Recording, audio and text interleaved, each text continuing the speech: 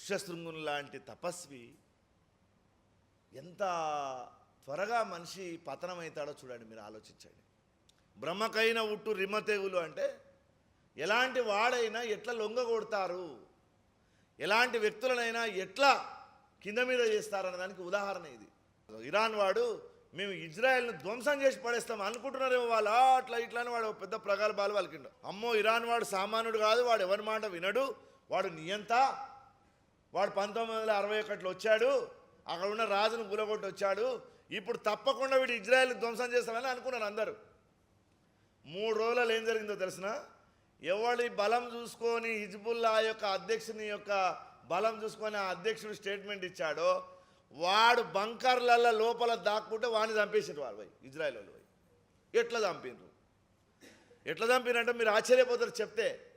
3 సంవత్సరాల క్రితం ఈ హిజ్బుల్లా అనేటటువంటి తీవ్రవాద సంస్థ ఏం చేసిందట, ఈ సెల్ ఫోన్లు వాడడం వల్ల లొకేషన్ తెలిసిపోతున్నది, ఈ లొకేషన్ తెలియడం వల్ల మన తీవ్రవాదులు అందరినీ చంపేస్తున్నారు, సెల్ ఫోన్లు మనం వాడొద్దు.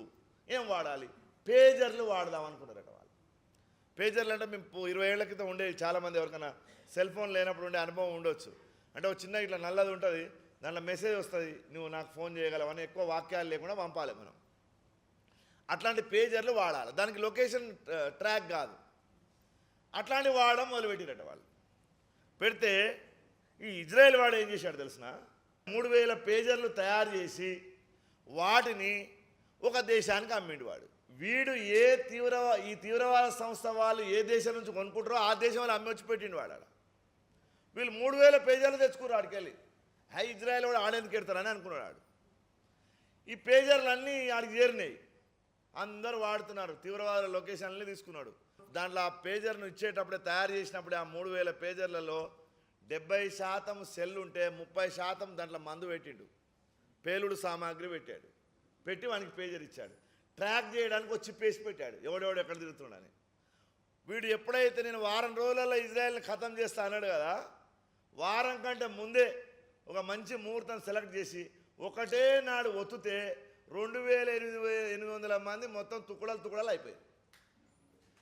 ఒకడు పేజర్ చూస్తుంటే వాని గుడ్లు బయటకు వచ్చాయి, ఒకడు నడుముకు పెట్టుకుంటే వాని పేగులు బయటకు వచ్చాయి. 26 మంది చచ్చిపోయారు, 2800 మంది సావు బతుకులో. ఇట్లాంటి ట్రాపింగ్లు జరుగుతాయి.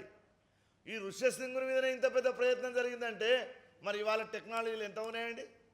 కాబట్టి ఫోన్లు వాడే వాళ్ళు జాగ్రత్తగా ఉండండి. అందరికీ చెప్తున్నా, చాలాసార్లు మాట్లాడతారు, సాయంత్రం కాగానే బ్యాచ్లో కూర్చొని మనకు చాలా ఇష్టం ఉన్నవాడినే ఫోన్లో తిరుగుతారు, పక్కవారికి ఫోన్ చేసి. వాడు మంచి అమాయకంగా అట్లనా అని అన్ని రికార్డ్ చేసి వాని ముందర పోయి పెడతాడు, చూడరా వాడు నేను ఇట్లా అంటున్నాడు. ఇట్లాంటి ఆపరేషన్లు జరుగుతాయి, జాగ్రత్తగా ఉండాలని ఋష్యశృంగుని కథ మనకు తెలియజేస్తుంది. దశరథునికి ఈ విషయం అంతా చెప్పి ఆయనను ఎట్లనే చేసి మనం తీసుకొని రావాలి, మన యజ్ఞానికి తీసుకొని రావాలని చక్కగా దశరథుడు మంది మార్బలం వేసుకొని, ఈయన పెద్ద చక్రవర్తి కదా, ఈయన పోతే రోమపాదుడు కాదంటాడా. మన దేశంలో మొత్తం 56 దేశాలు ఉండేవి, 56 దేశాలు. 56 దేశాలు ఉన్నందుకే తెలుగులో అక్షరాలు మన వాళ్ళు 56 అక్షరాలు పెట్టుకున్నారు. సంస్కృతంలో 14 మహేశ్వర సూత్రాలు ఉన్నాయి. ఆ 14 మహేశ్వర సూత్రాలే మొత్తం భారతీయ భాషల్లో ఉన్న అక్షరాలు. ఐ ఉన్ రులక్ ఏవోంగ్ అయ్యవ్ చయవరట్ లన్ యమగణనం జబై గడదస్ జబగడదస్ కపచట తచటతౌ శశసర్ హల్. ఇవి మహేశ్వరుడు మొట్టమొదటిసారి డమరుకాన్ని ఊపినప్పుడు అందులోంచి వచ్చినటువంటి శబ్దాలు అంటే ఇవి. ఆ ఊ ఈ ఐ ఉన్ రులక్ రు లు ఏ ఓంగ్ అయౌచ్ హయవరట్ లన్ యమగణనం జబై గడదస్ జబగడదస్ కపచట తచటతౌ శశసర్ హల్. ఈ అక్షరాలు అక్షర సమామ్నాయం మొట్టమొదటి పుట్టింది. అన్ని భాషలకు ఇదే మూలం మన దగ్గర. 56 దేశాలకు ప్రతిగా తెలుగు వాళ్ళు 56 అక్షరాలు పెట్టుకున్నారు మన దగ్గర. ఆ అంగదేశము ఆఫ్ఘనిస్తాన్ దగ్గరలో ఉన్నది ఓ రకంగా చెప్పాలంటే. అక్కడి నుంచి ఈయన దశరథుడు అక్కడికి వెళ్ళగానే రోమపాదుడు చక్కగా ఆయనకు స్వాగతం పలికి తీసుకొని పోతే ఈ విషయం అంతా చెప్పాడు ఆయన. అయ్యా నేను ఇట్లా పిల్లలు లేరు, చాలా బాధగా ఉంది నాకు, ఇట్లా ఋష్యశృంగుడు వస్తే బాగుంటుంది. మరి ఒక్కడు రాడు కదా ఆయన, కాబట్టి విత్ వైఫ్ శాంతాదేవితో సహా ఋష్యశృంగులను అయోధ్యకు తీసుకొచ్చి పెట్టింది. స్వామివారు వచ్చి కూర్చున్నారు. వచ్చిన వెంబడే సంతానం అని అడిగితే బాగుంటుందా? అంటే ఈయన ఏదో స్వార్థంతో నన్ను ఇక్కడ తెచ్చిపెట్టాడని అనుకుంటాడు ఆయన.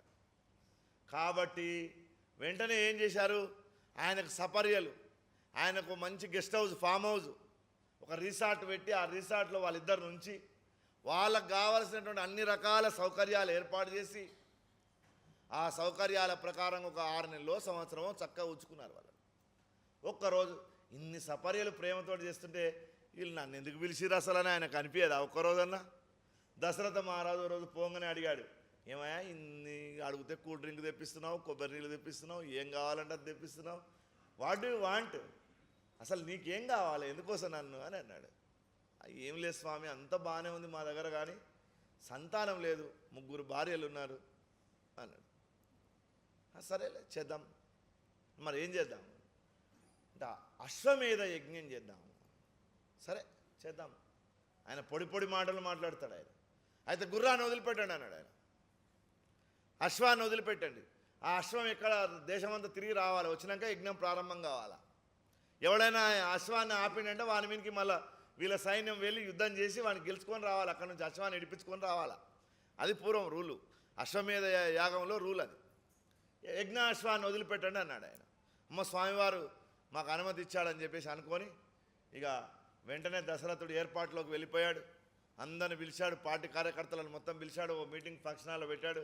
అరే మనం బ్రహ్మాండమైనటువంటి యజ్ఞం చేయబోతున్నాం, మీరంతా సిద్ధం చేయండి, ఎక్కడెక్కడ డబ్బు ఉందో అంతా తీసుకొచ్చి పెట్టండి, ఎవడెవడు ఎక్కడెక్కడ ఏర్పాటు చేయండి, టెంట్ వాళ్ళని మాట్లాడండి, సౌండ్ బాక్స్ల వాళ్ళని మాట్లాడండి, యాజ్ఞికులను మాట్లాడండి, ఋత్వికులను మాట్లాడండి, వేద విద్వర్యులను తీసుకురండి, వస్త్ర షాపుల వాళ్ళతో మాట్లాడండి, భోజనం వాళ్ళకు క్యాటరింగ్ వాళ్ళకి చెప్పండి, ఎవరికి గోల్డ్ స్మిత్లను పిలిచి వాళ్ళతోటి చక్కగా బంగారు కానుకలు అవన్నీ చేయించండి. అన్ని ఏర్పాట్లకు ఎక్కడ వాళ్ళకి అక్కడ ఇన్ఛార్జ్ ఇచ్చేసింది, పని నడుస్తూనే ఉంది. సుమంత్రునికి చెప్పాడు. మరి యజ్ఞం ఎవరి ద్వారా చేస్తున్నాడు? యజ్ఞమేమో ఋష్యశృంగుని ద్వారా చేస్తున్నాడు. వీళ్ళ దగ్గర కుల పురోహితులు ఒక ఆయన ఉన్నాడు. ఇప్పుడు ప్రతి ఊర్లో ఉంటారు, మనం ఎవరైనా పూజ చేయించుకోవాలంటే పక్క ఊరు ఆయన విలవాలంటే ఎంత భయపడతారు, అమ్మ మన ఊర్లో అయ్యగారికి కోపం వస్తుంది అంటారు. అంటే ఆయన పర్మిషన్ తోటి ఆ పని చేసుకోవాలని అర్థం. అంటే ఆయన ఆధీనంలో ఉన్నటువంటి ఊరు కాబట్టి వశిష్ఠుడు ఉన్నాడు వీళ్ళ దగ్గర. మెల్లగా వశిష్ఠుని కూడా పిలిచి, స్వామి ఇట్లా నేను యజ్ఞం అనుకున్నాను, మీ ఆధ్వర్యంలో ఋష్యశృంగుని ద్వారా మీరు నడిపియాలి అన్నాడు ఆయన. సరే మంచిది అన్నాడు ఆయన. శుభం అన్నాడు. వశిష్ఠుడు చాలా గొప్పవాడు, బ్రహ్మర్షి, విశ్వామిత్రుడు లాంటి వాడు. 100 మందిని హత్య చేస్తే, కొడుకులను హత్య చేస్తే కూడా బాధపడినటువంటి మహనీయుడు ఆయన, సామాన్యుడు కాదు, చాలా గొప్ప వ్యక్తి. శత్రువైనటువంటి విశ్వామిత్రుడిని గొప్ప గౌరవించినటువంటి వాడు. ఆయన కాదంటాడా? ఆయన అన్నాడు సరే ఓకే అన్నాడు ఆయన. ఓకే అనగానే ఏర్పాట్లన్నీ మొదలైనవి. బ్రహ్మాండమైనటువంటి యజ్ఞం జరుగుతూ ఉంది. ఈ వీడియో మీకు నచ్చినట్లయితే లైక్ చేయండి, షేర్ చేయండి, కామెంట్ రూపంలో మీ అభిప్రాయాలు తెలియజేయండి. ఇలాంటి మరిన్ని వీడియోల కోసం శ్రీస్తుతి టీవీని సబ్స్క్రైబ్ చేయండి, పక్కనున్న గంటను కొట్టండి.